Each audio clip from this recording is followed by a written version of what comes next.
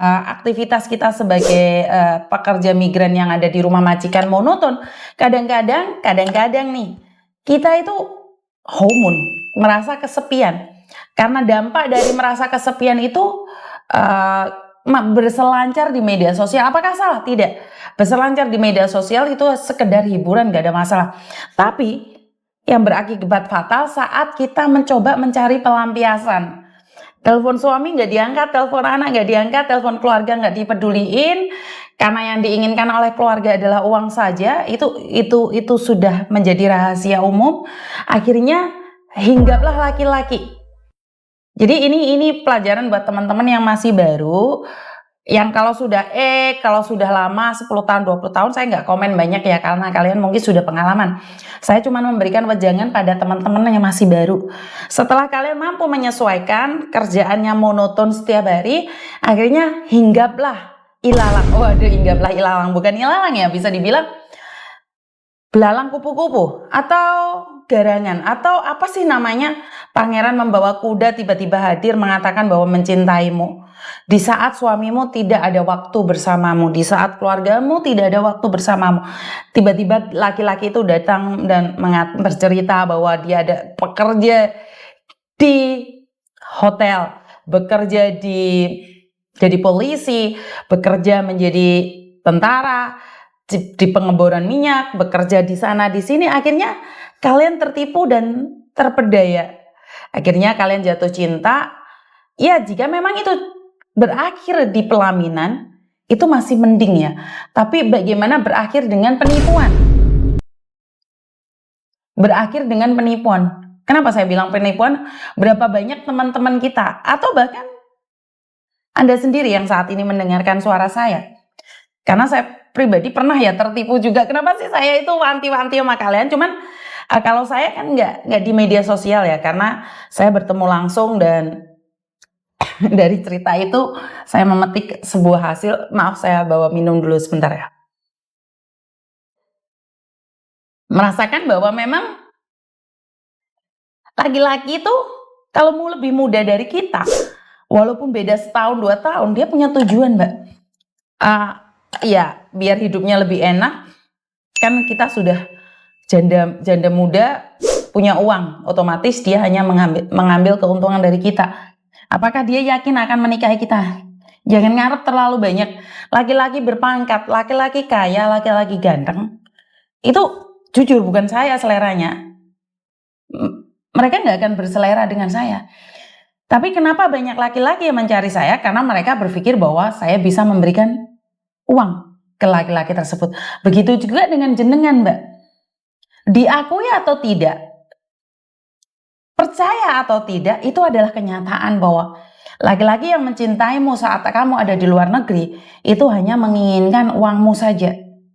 Jadi hanya uangmu saja yang diminta, ya setelah itu mereka akan mencari alasan bahwa kamu sudah tidak setia, kamu selingkuh, atau bahkan kamu sudah tidak sama seperti dulu lagi. Padahal itu hanya akal-akalan mereka saja. Menurut pendapat saya adalah akal-akalan mereka saja. Selama ini mereka nggak pernah mencintaimu kok. Dan bahkan dari beberapa kasus yang ada, mbaknya itu masih baru di Hong Kong. Terlilit utang segitu besar.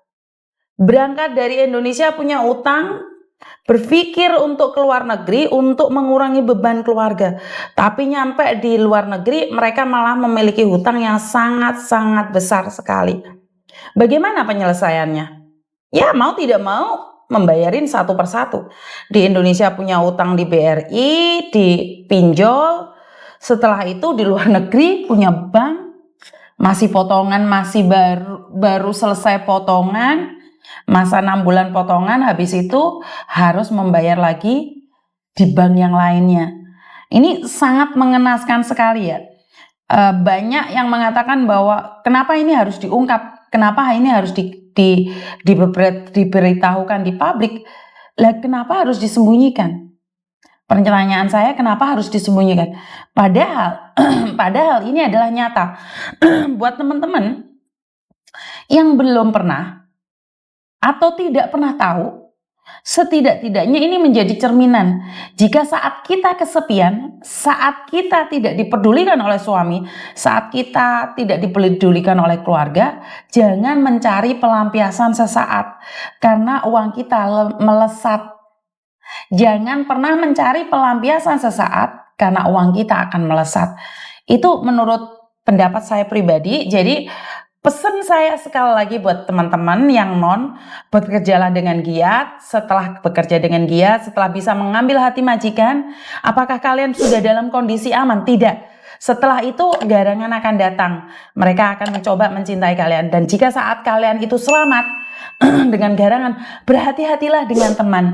Karena tidak semua teman yang akan mendukungmu. Setelah kau berhati-hatilah dengan teman, berhati-hatilah dengan gaya hidup yang ada di Hong Kong. Karena gaya hidup yang di Hong Kong itu sangat menipu sekali, Mbak ya. Gaya hidup di Hong Kong itu sangat menipu dan menarik, membuat kita terperdaya, membuat kita lupa bahwa iwak asin di rumah itu harganya cuma 4.000. Kalau di luar negeri kan, wah, mahal sekali. Dan duduk di restoran, karena ini yang terjadi ya, bukan saya ngomongin jenengan ya, saya ngomongin diri saya sendiri. Saat di luar negeri, saya bersama suami saya buffet sekali satu orang 600 sampai 700, kalau diuangkan Indonesia sekitar 1.200.000 atau 1.500.000 satu orang. Sementara saya, Pak Tony dan Koko Thomas 3 orang 4,5 juta itu satu kali duduk, Mbak, satu kali makan. Padahal kalau di Indonesia itu udah gajinya satu keluarga. Karena itu apakah itu salah? Iya, menghibur diri sendiri tidak salah, tapi jangan sampai overload. Begitu juga dengan baju-baju. Baju-baju ini baju saya Indonesia, kalau kita beli di luar negeri mungkin harganya sangat mahal sekali ya, atau di atas 700 Hong Kong dolar ya. Tapi ini saat saya beli di Indonesia ini hanya 400 berapa. Jadi kalau uang Indonesia, uang Hong Kong cuman sekitar 300-an. Jadi memang perbandingan itu sangat pesat sekali ya. Banyak kok teman-teman yang bekerja 2 tahun itu sukses. Tapi berapa banyak orang yang bekerja 20 tahun malah nggak sukses, Miss? Ya itu mungkin tuntutan hidup atau keluarganya banyak, menyekolahkan, atau adik-adiknya ya waktu berangkat punya utang, itu masih hebat ya. Tapi yang paling mengenaskan adalah saat kalian gaya hidup itu aja. Walaupun tidak semua para pekerja migran itu mempunyai gaya hidup yang wah, tapi yang lebih menongol, yang lebih kelihatan kan mereka-mereka yang dengan gaya hidup yang lebih. Karena gaya hidup yang sederhana tidak kelihatan secara langsung dan tidak langsung. Pokoknya pesan saya buat teman-teman saya yang masih dan baru penyesuaian di rumah majikan, tetap semangat, lakukan yang terbaik. Ujian itu selalu ada buat kalian, dan jangan pernah merasa bahwa Jawa.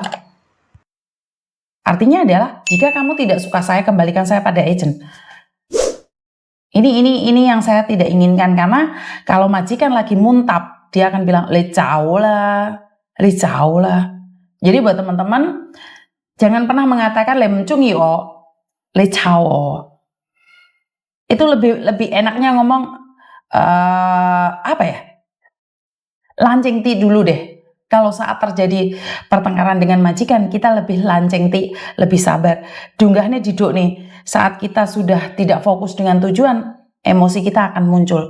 Tetap semangat, lakukan yang terbaik versi kita, karena keluarga kita yang ada di Indonesia selalu menunggu kepulangan kita dengan keadaan sehat walafiat dan juga dengan berkah yang melimpah atas kehidupan kita.